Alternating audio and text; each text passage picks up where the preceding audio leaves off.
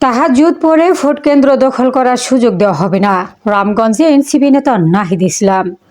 লক্ষ্মীপুর জেলা প্রতিনিধি মোহাম্মদ মাসুদ রানা মনির তথ্যচিত্রে বিস্তারিত। কেন্দ্রীয় এনসিপির আহ্বায়ক নাহিদ ইসলাম বলেছেন, একটি দলের প্রধান বলেছেন তাহাজ্জুদের পরে ভোট কেন্দ্রে উপস্থিত থাকতে।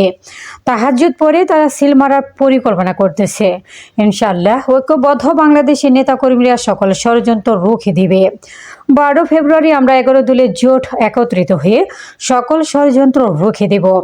আমরাও সবাই ভোট কেন্দ্রে যাব, ভোট কেন্দ্র পাহারা দিব। যারাই আমাদের বাধা প্রদান করবে তাদেরকে কঠোরভাবে প্রতিহত করা হবে।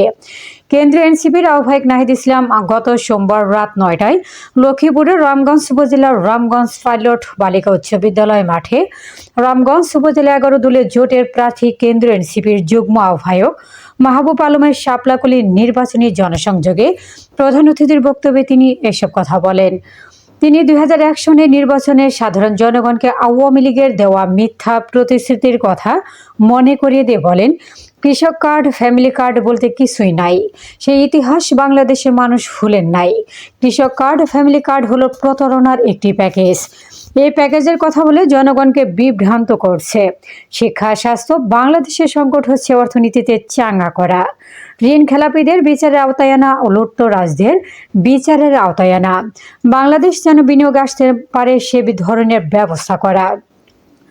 রামগঞ্জ উপজেলা এনসিপির আহ্বায়ক মাসুম বিল্লাহর সভাপতিত্বে ও উপজেলা জামায়াতের সেক্রেটারি অধ্যক্ষ ইমরান হোসেনের সঞ্চালনায় এ সময় বিশেষ অতিথির বক্তব্যে কেন্দ্রীয় এনসিপির মুখপাত্র ও নির্বাচন কমিটির প্রধান এবং সাবেক উপদেষ্টা আসিফ মাহমুদ সজীব ভুইয়া বলেন, দুর্নীতি করে কেউ ক্ষমতায় টিকে থাকতে পারে না।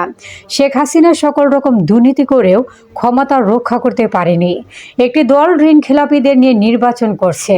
তারা শুরুতে দুর্নীতির আশ্রয় নিয়েছে, তাদের দুর্নীতি রুখে দিবে জনগণ।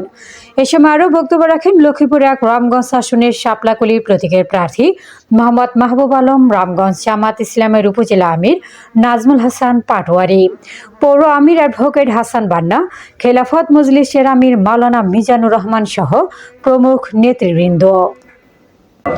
উপস্থিত আছেন বাংলাদেশ খেলাফত মজলিসের উপজেলা আমির এবং জাতীয় নাগরিক পার্টি লক্ষ্মীপুর 1 আসনের সংসদ সদস্য পদপ্রার্থী আপনাদেরই সন্তান। ফ্যাসিবাদের সময়ে লড়াকু সাহসী যোদ্ধা, যাকে ঢাকা বিশ্ববিদ্যালয়ে আমরা সকল আন্দোলনে সকল সংগ্রামের কাছে পেয়েছি। মাহবুব আলমকে মনোনীত করা হয়েছে। আমাদের বিশ্বাস মুক্তিকামী রামগঞ্জবাসী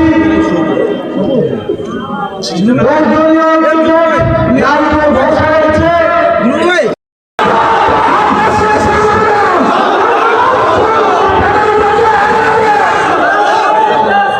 প্রিয় নেতৃবৃন্দ, আমরা আরো দেখতে পাচ্ছি ইতিমধ্যে আমাদের নেতৃবৃন্দ বলছেন 11 জনের জোটের নেতৃবৃন্দের অঙ্গীকার হচ্ছে